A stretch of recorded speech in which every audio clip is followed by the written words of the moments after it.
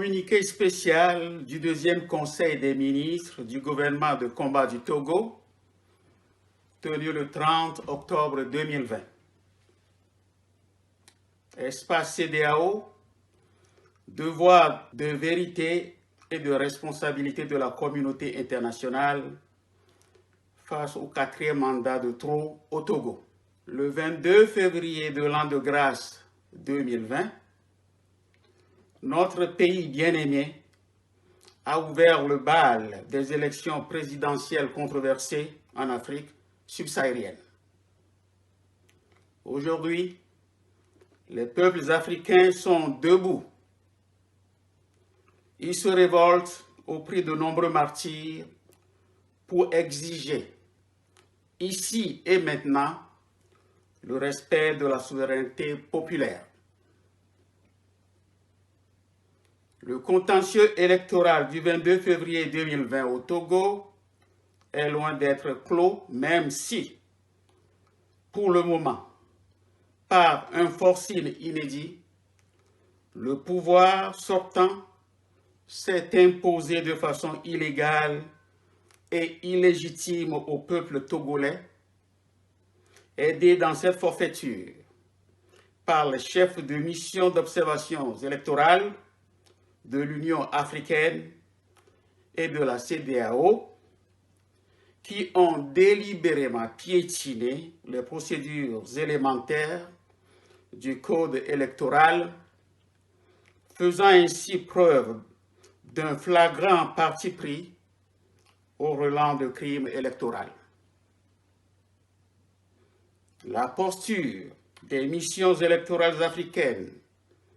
éclaire ainsi celle du pouvoir qui avait rejeté l'offre d'observation électorale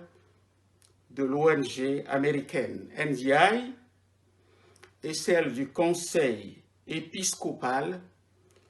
Justice et Paix, CEJP Togo. La victoire du candidat de la dynamique, Monseigneur Kodjo DMK, Dr Gabriel Agbeyome Messan Kodjo, est indiscutable et ne devrait pas souffrir de reconnaissance si tant le devoir de vérité et de responsabilité collective a prévalu. Elle était reconnue par la plupart des chapelles politiques et les forces du consensus démocratique au prix bien heures avant que ne surviennent plus tard certaines dénégations qui ne peuvent aucunement altérer l'éclat de cette victoire authentique et plébiscitaire. Faut-il relever qu'aucune force politique endogène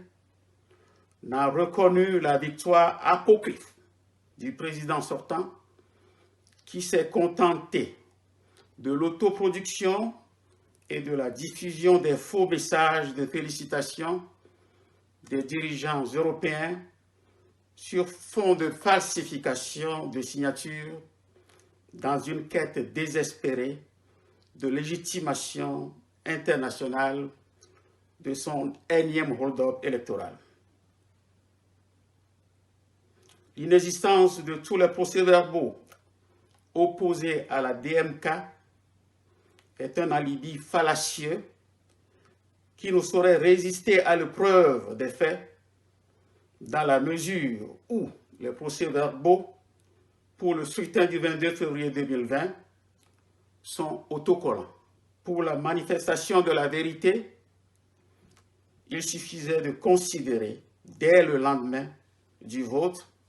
les souches de tous les carnets des procès-verbaux établis dans l'ensemble des bureaux de vote. Faut-il rappeler que les ambassadeurs du groupe des 5, USA, France, Allemagne, Union européenne, Nations unies, ont exigé en vain la présentation des procès-verbaux du prétendu vainqueur, tout comme les États-Unis d'Amérique, qui ont exhorté vainement le gouvernement à une publication des résultats bureau de vote par bureau de vote, sans oublier la conférence épiscopale du Togo, CET, qui appelait le 1er mars 2020 au rétablissement de la vérité des urnes, contestant ainsi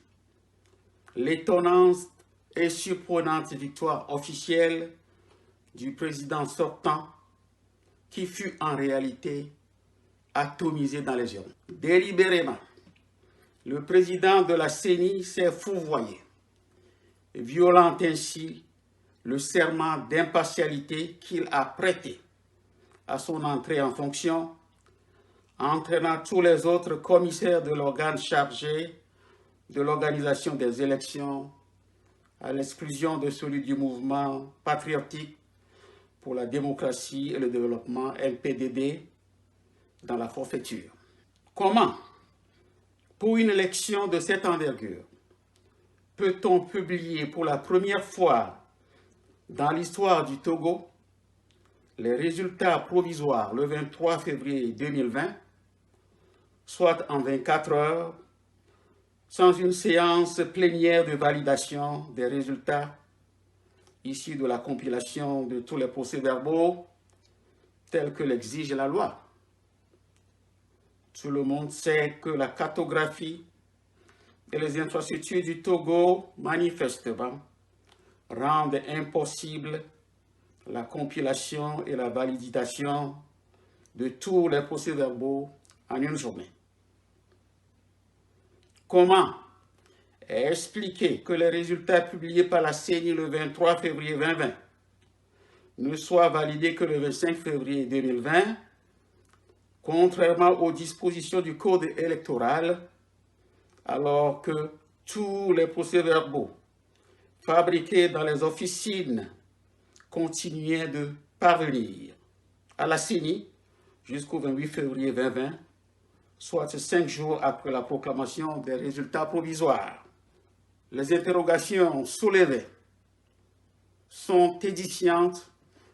au-delà de tout tintamarre médiatique organisé pour créer la confusion. C'est le peuple togolais qui a la souveraineté et il ne se reconnaît nullement dans cette alchimie qui transforme un rejet massif du pouvoir sortant dans les urnes en un plébiscite qui soulève tant de questionnements après 53 ans d'une aventure familiale qui a causé tant de traumatismes individuels et collectifs au sein de la société togolaise. Le pouvoir, ayant pris conscience du traumatisme dans lequel ce énième hold-up a plongé la population, a, dans un premier temps, tenté quelques initiatives d'apaisement avant de faire le choix du recours excessif à la force brutale au moyen des instruments de l'État pour clore à sa manière le contentieux électoral. La première, celle de M. Acha Deji, ministre des Transports du pouvoir illégitime auprès du docteur Gabriel Agbeyoumeme Sankodjo, vainqueur réel de la présidentielle, pour négocier la reconnaissance de la victoire apocryphe de Faure Gnassingbé contre un poste de Premier ministre avec des avantages et autres privilèges conséquents. La deuxième initiative survient face à l'échec de la première sous la conduite du général Damhan Yak. Ce dernier, par le biais de maître Martial Akapo, avocat inscrit au barreau de Lomé, proche du docteur Gabriel Agbeyoumeme Sankodjo, reprit la même proposition que le ministre Acha Deji, avec la promesse d'abandon des poursuites judiciaires manœuvrées. La troisième et dernière tentative, et non la moindre, est celle entreprise par le chef de l'État sortant lui-même, qui dépêcha auprès de Monseigneur Nicodème Bariga, l'ambassadeur de France au Togo, Marc Devisy, et le ministre Gilbert Bahora aux fins de saisine de la DMK par le biais du patriarche de la nation, Monseigneur Philippe Fonoko-Podro, pour des négociations. 3 points étaient inscrits à l'ordre du jour des négociations. D'abord, la reconnaissance formelle de la victoire de la DMK par le régime RPT-UNIR. Ensuite, accord RPT-UNIR-DMK de maintien au sommet de l'État de Fort Gnassingbé, suivi de nomination au poste de Premier ministre avec plein pouvoir du docteur Gabriel Agbeyoume Sankodjo. Cet appel à la discussion a suscité un débat sous l'autorité de Monseigneur Philippe Fonoko-Podro, avec la participation des membres du comité des sages de la DMK, où il a été accepté le principe de discussion bilatérale avec une contre-proposition d'ordre du jour stipulant un ensemble de garanties à accorder au chef de l'État sortant afin de préserver la cohésion nationale dans le respect de la vérité des urnes et du choix souverain du peuple togolais conformément au droit constitutionnel de vote. Pour mémoire, l'émissaire de Monseigneur Nicodème Bariga auprès du patriarche de la nation était le père Étienne, qui a été rendu attentif que son mandant et lui seront tenus responsables si quelque chose advenait après désactivation du dispositif de sécurité mis en place par la DMK, qui leur fait confiance pour la suite. Contre toute attente, la confirmation de la rencontre annoncée l'après-midi du 20 avril 2020 par Monseigneur Nicodème Bariga n'a pas suivi. Le pouvoir, de façon inélégante, trahissant son engagement à opter pour la violence afin de museler définitivement le réel vainqueur des urnes. C'est ainsi que, ce 20 avril 2020, dès 21h GMT, un commando de plusieurs centaines d'éléments des forces de l'ordre et de sécurité a fait le siège de la résidence du président. À partir de 23h GMT, le commando commençait par investir les maisons voisines afin de pénétrer à l'intérieur de la résidence pour manifestement nuire aux gens qui y vivent. Monseigneur Philippe Fonoko-Podro fut obligé de lancer sur les réseaux sociaux et de Tempo TV un cri de détresse appelant au secours. Ce cri d'appel a été suivi de la démarche de Monseigneur Nicodème Bariga de retrouver son aîné avant d'être stoppé dans la nuit profonde par la soldatèque en place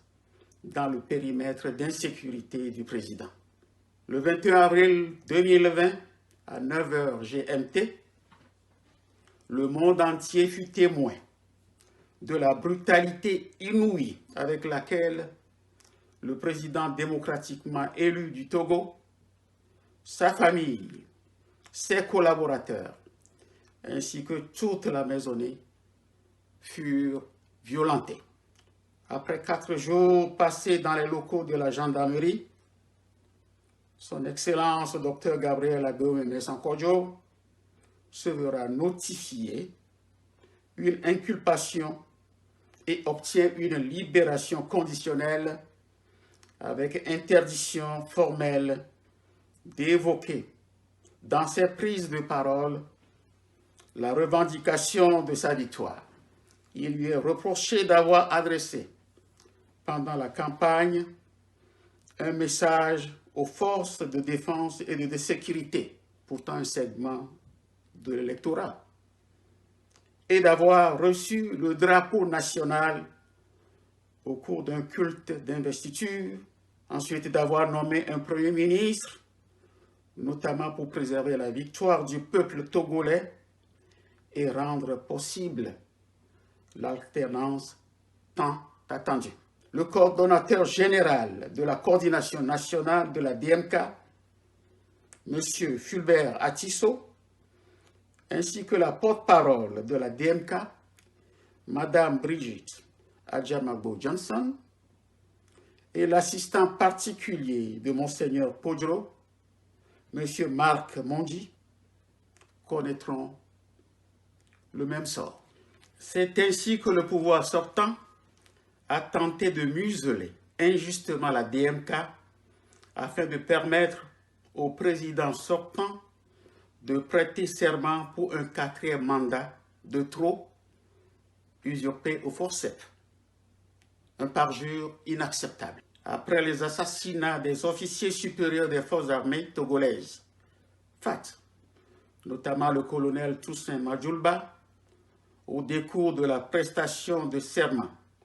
de l'usurpateur Faure Gnassingbé et d'autres anonymes, le véritable vainqueur du scrutin du 22 février 2020 est entré dans la clandestinité début juillet en raison de son assassinat planifié par les séides du pouvoir RPT UNIR dans le cadre de sa convocation du 10 juillet 2020 devant le doyen des juges d'instruction à Lomé. S'en est suivi un mandat d'arrêt international lancé contre lui. Aujourd'hui, plus que jamais, la déclinaison des événements convoque des interrogations suite à la dernière sortie du 18 octobre 2020 de la conférence des évêques du Togo, CET. Faure Gnassingbé a-t-il prévenu Monseigneur Nicodème Bariga dans son rôle de médiateur entre les deux parties prenantes de la crise post-électorale de son renoncement de la négociation? Dans tous les cas, aucune nouvelle du médiateur désigné, qui, en son âme et conscience, sait comme la plupart de ses collègues de l'épiscopat et la majorité des prêtres, que le peuple togolais, par sa détermination résolue à réaliser de la plus belle manière l'alternance par les urnes le 22 février 2020. Si ce n'est plus tard l'aveu de Monseigneur Nicodème Bariga au professeur Fidèle Nubupo, membre du Conseil des sages de la DMK, qu'il a la conscience très chargée par rapport à la tournure des événements. Faut-il rappeler qu'en pleine réclamation de la victoire de la DMK, un groupe d'évêques porteurs d'un message prétendument du nonce apostolique de l'époque obtient un rendez-vous auprès du patriarche de la nation, Monseigneur Philippe Fanoko Podro, pour lui livrer un message du pape François, l'invitant à mettre fin à son engagement politique et ne plus se mêler à la vie politique du Togo. Monseigneur Philippe Fanoko Podro a réclamé en vain copie de cette correspondance. Le gouvernement légitime du Togo tient à rappeler que la vérité des urnes est sacrée sous tous les cieux et que ni les armes, ni les violations massives des droits de l'homme, encore moins quelque propagande internationale ou complicité politique ne saurait venir à bout de la détermination résolue de toutes les filles et de tous les fils du Togo tout entier de voir se matérialiser l'alternance politique cette année 2020 au Togo. À l'instar de la Guinée et de la Côte d'Ivoire, le Togo mérite enfin l'attention particulière de la CEDEAO, de l'Union africaine, de l'Union européenne, des Nations unies et de toute la communauté internationale afin que justice soit faite au souverain peuple togolais qui a massivement porté ses suffrages le 22 février 2020 sur le docteur Gabriel Agbeyo Sankojo et que prennent fin ces persécutions